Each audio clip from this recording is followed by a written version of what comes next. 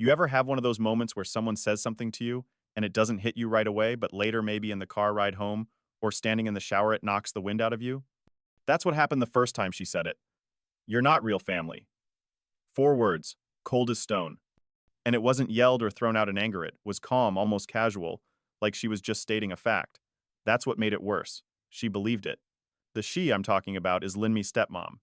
Though God knows she never liked me calling her that. Just call me Lynn, she used to say with that tight little smile. My dad married her about 4 years after my mom died. I was 22 at the time, just starting out on my own, working construction jobs and crashing on a buddy's couch to save up for a down payment. I wasn't around much during the dating phase. Dad didn't talk about her all that often, said she was someone he met through a friend of a friend, they hit it off, and she brought light back into the house. I wanted that for him. I really did. Mom had been gone almost half a decade, and the house had grown real quiet. He stopped playing his old country records. The garden out back had weeds up to my knees last time I visited before Lynn showed up. So when he told me they were getting married, I shook his hand and told him I was happy for him. I showed up to the wedding, wore a suit, smiled through the pictures. Lynn didn't talk much to me that day. She hugged me once for the camera, said she was so glad to finally be one big family. But it never felt like that, not once. From the beginning, it was like she was marking territory.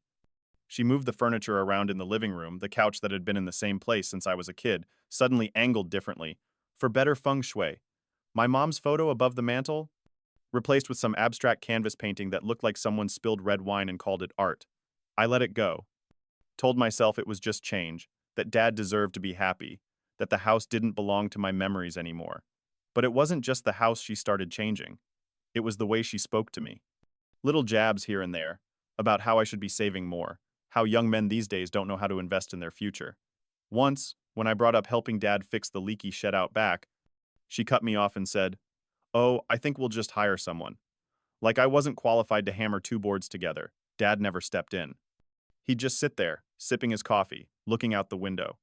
And when I asked him about it once, all he said was, "She means well. Just a little high-strung." That was putting it lightly. She started locking up the filing cabinet in Dad's office. That might sound small, but that cabinet had always been open. It held everything. Taxes, insurance, old mortgage papers, the deed to the house. Stuff Dad used to go over with me once a year, so I'd know what to do if anything ever happened to him. Now it was off limits. I didn't push it. Not yet. But I started paying more attention. I visited more often. I watched how she treated Dad. She fussed over his pills, hovered when he walked too far in the yard, answered his phone for him more and more. She wasn't taking care of him, she was taking control. And I could feel it, this slow erasing of the life we had before her, like I was being gently nudged out of the picture. But I stayed quiet, thinking maybe I was just being paranoid. Until the day she said it clear as day, right in front of me and my dad, "You're not real family." That's when I knew this wasn't just paranoia. This was a war I didn't know I'd been drafted into. It happened on a Sunday. I remember because the Cowboys were playing and Dad always had the game on, even if he wasn't watching it. I'd stopped by with some groceries for him, just stuff I knew he liked. Blueberry muffins, the brand of pickles he used to snack on, a 6-pack of that cheap beer he never admitted he loved. I walked in without knocking, like I always had. That house had been my home since I was 6. But the second I stepped into the kitchen, I knew something was off. Lynn was at the counter, slicing fruit like she was auditioning for a cooking show. She barely looked up. "You really should call first," she said, wiping her hands on a towel. "Your father's resting." I set the bags down and kept my voice even. "I just wanted to bring him some things. Nothing big." She glanced at the muffins, then raised an eyebrow like I'd brought in a box of stray cats. "He's on a new diet. I'm managing all his meals now. Doctor's orders." Except I'd spoken to his doctor 2 weeks prior. No mention of any strict diet. No new medication. Just keep an eye on his energy and monitor for signs of confusion. But Lynn had taken that and run with it like she was his full-time nurse. "I'll just leave them here," I said, not looking to argue. "Is he awake?" "He's tired," she said again, sharper this time. "I'd prefer if you didn't disturb him." And there it was again, that word. Prefer. She always used it like a velvet rope, like she wasn't outright banning me but still keeping me out. I stood there for a second, wondering if I should push past her. Then I heard his voice from the other room. "Is that Mike?" I moved before she could stop me. He was sitting in his recliner, wrapped in the old patchwork blanket Mom made, looking smaller than I remembered. He smiled when he saw me. "Hey, kiddo." I sat next to him, handed him one of the muffins. He opened it like it was contraband. "Don't let the warden see," he whispered, and we both laughed. Lynn hovered in the doorway for a minute, then finally walked off with a sigh. We talked for half an hour. Nothing heavy: football, the yard, some old fishing trip from years ago. Then I asked him carefully about the house, about the will, about whether everything was still in place like we'd talked about years back. He looked confused for a second, then said, "Lynn's handling all that. She said it's easier that way." My stomach sank. I wanted to scream, shake him, ask him why he was handing his entire life over to someone who didn't even want his son around. But instead, I just nodded. "Okay, Dad, just checking in." A week later, I came back.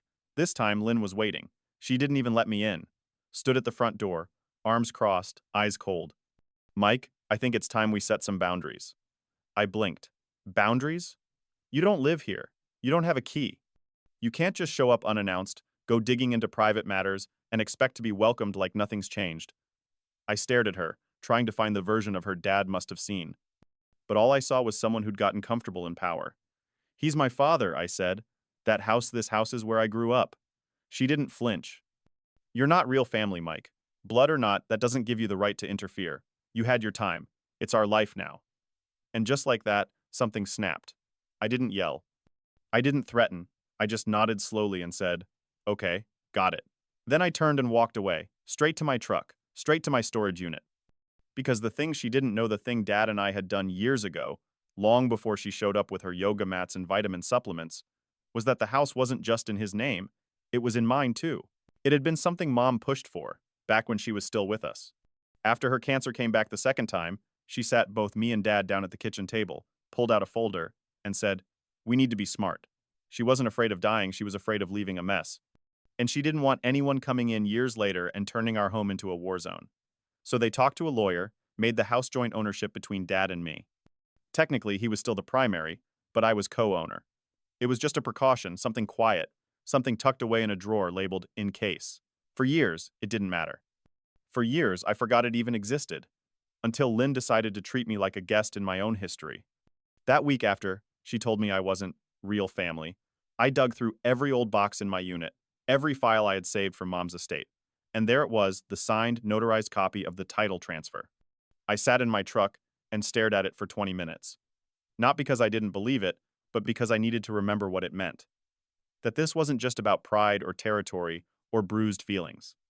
It was about protection, about drawing a line. I didn't go to the house right away. I called Emily, first my cousin on Mom's side, a paralegal with a head for paperwork and a heart like steel.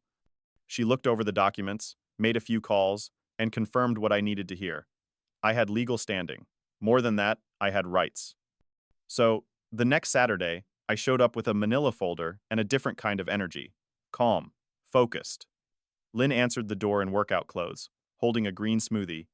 She looked me up and down like I was a solicitor. "I thought we agreed." "We didn't agree on anything," I said. "I just didn't feel like arguing last time." I stepped inside. She tried to block the doorway, but I was already past her. Dad was in the living room, watching television with the volume way too low. He looked surprised to see me, then nervous when he saw the folder in my hand. "We need to talk," I said, loud enough for both of them. "All three of us." Lynn tried to interject, but I held up the title. "This is the deed to the house. Signed by Dad, co-signed by me, filed and recorded 10 years ago." Her face didn't change at first. She just blinked, then slowly lowered her smoothie onto the coffee table. "That can't be right." "It is," I said. "And before you start spinning some version where I forged documents or tricked him, ask him." Dad looked pale. "Mike, it's okay," I said, softer now. "You did what Mom asked you to. You protected us." Lynn tried again. "This doesn't mean anything. You still need his permission to be here. It's not like you can." "Actually," I cut in, "I can. I'm not a visitor. I'm an owner, which means I get a say. And my say is this: I'm not going anywhere. And I'm not letting you shut me out of my father's life." The room went still. For once, she didn't have a snappy comeback. Dad looked down at his hands, then back at me. "I didn't remember we did that," he said. "It was so long ago." "Doesn't matter," I said. "You did it. You wanted to keep the house safe. And I'm going to honor that." I left the title copy on the table and walked out.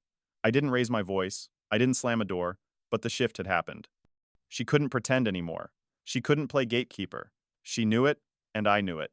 And it was only the beginning. Things didn't magically get better after that day. This wasn't a movie.